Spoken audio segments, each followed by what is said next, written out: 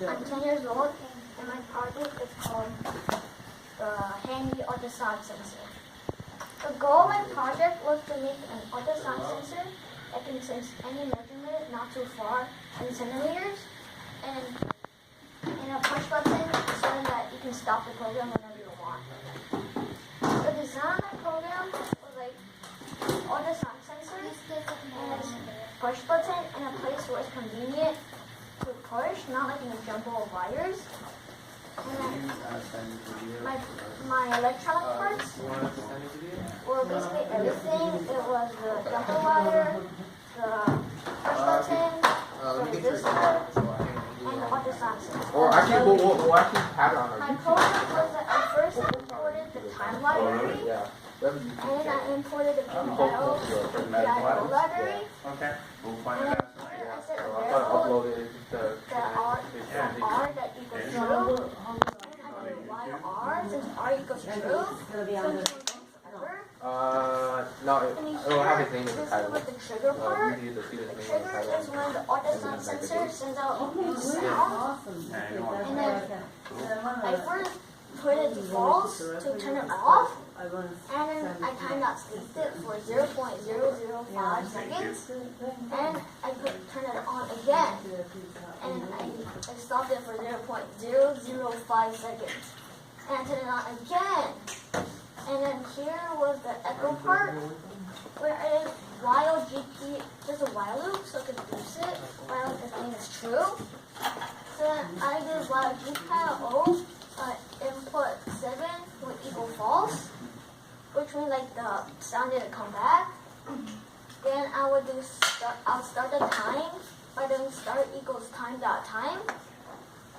And I did another while loop to see if like the sound actually came back. And then I will stop the time by also using time dot time. And here I did a distance, another variable called distance, which I set it to stop the time dot time, how long it ran, minus start, which is 0. And I made another variable called distance. And I equaled it to distance times 17,150.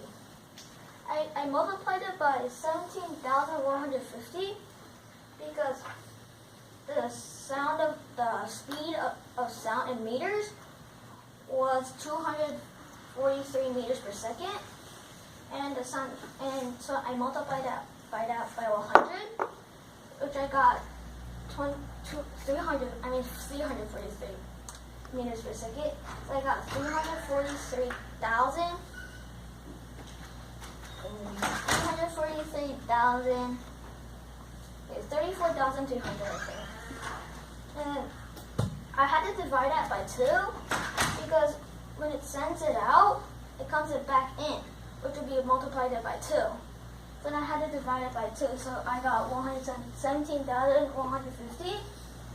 And at the end, I'll print the distance, keep on printing it, so it'll be like this.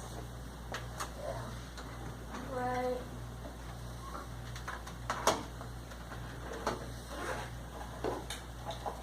Here, like all the exact measurement. And I printed it. So printing means like you put it on the code. And then here, this is the push button part. This little thing, if you can see it right here. Basically a touch sensor in biology. And I said if you pressed it, which basically equals true, and I said R equals false. So that means R will equal false. That means in here will be false. It'll stop running. I rethinked it, but when I first had it, like you couldn't stop the program. So I thought of having a push button, so when you press it, it'll stop. Thank you for your kind attention. Good job. Nice job.